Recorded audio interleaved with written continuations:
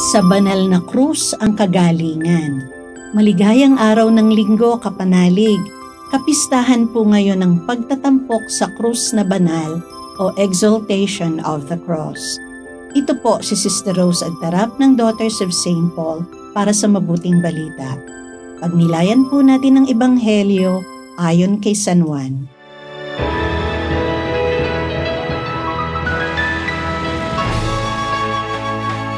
Sinabi ni Jesus kay Nicodemo, "Walang umakyat sa langit maliban sa bumaba mula sa langit, ang anak ng tao. Kagaya ng pagtataas ni Moises sa ahas sa ilang, gayon din naman kailangang itaas ang anak ng tao upang magkaroon ng buhay na walang hanggan ang bawat naniniwala sa Kanya.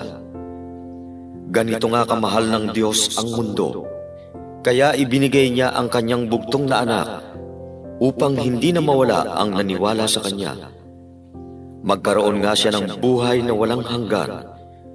Hindi nga sinugo ng Diyos sa mundo ang anak upang hukuman ang mundo, kundi upang maligtas ang mundo sa pamamagitan niya."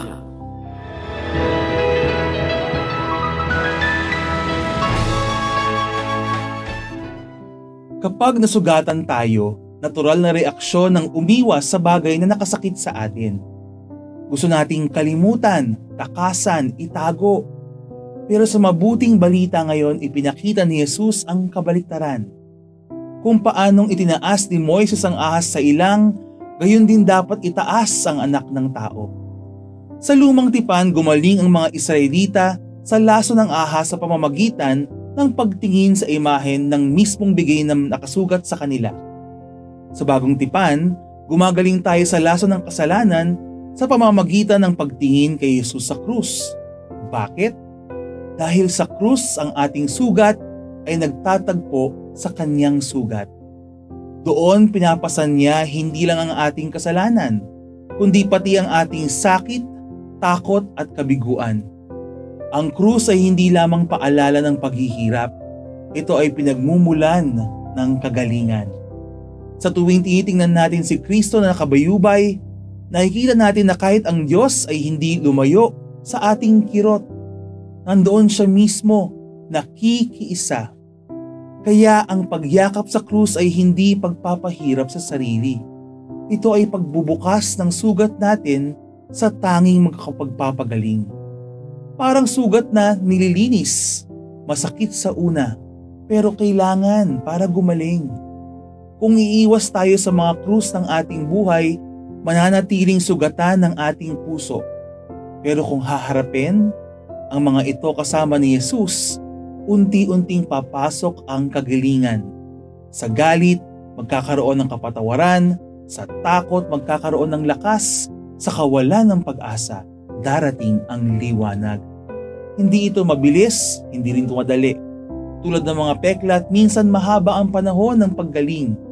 Pero bawat araw na iniaalay natin ang ating krus kay Jesus, mas malalim ang ating tiwala at mas titibay ang ating puso. Sabi sa mabuting balita, sapagkat gayon na lamang ang pag-ibig ng Diyos sa sanlibutan.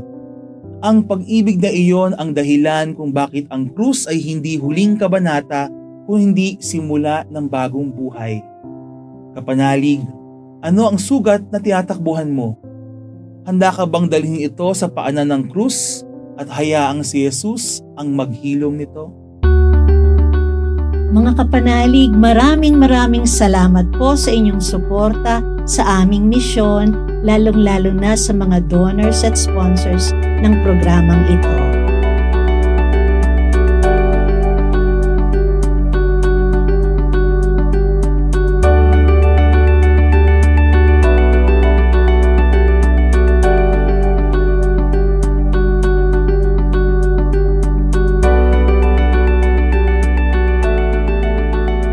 Subscribe, like, share, and follow po lines sa aming social media accounts. Patuloy po kaming humihingi ng inyong tulong upang maipagpatuloy ang programang ito. Maaari po ninyong ipadala ang inyong love offerings at donasyon sa aming donations channels. Makakaasa po kayo Nakasamang lagi ang inyong mga intensyon at kahilingan sa aming panalangin araw-araw. Ito pong muli si Sister Rose na nag-aanyaya sa inyong manalangin. Mga Arkanghel San Miguel, San Gabriel at San Rafael, hinihiling namin ang inyong makapangyarihang pamamagitan sa harap ng trono ng Diyos Ama sa langit.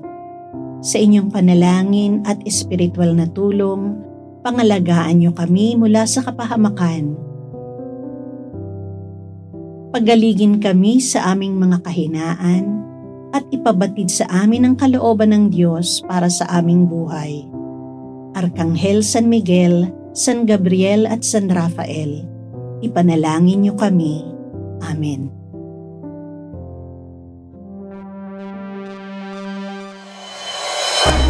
We are here to provide a new way of communicating and proclaiming the gospel.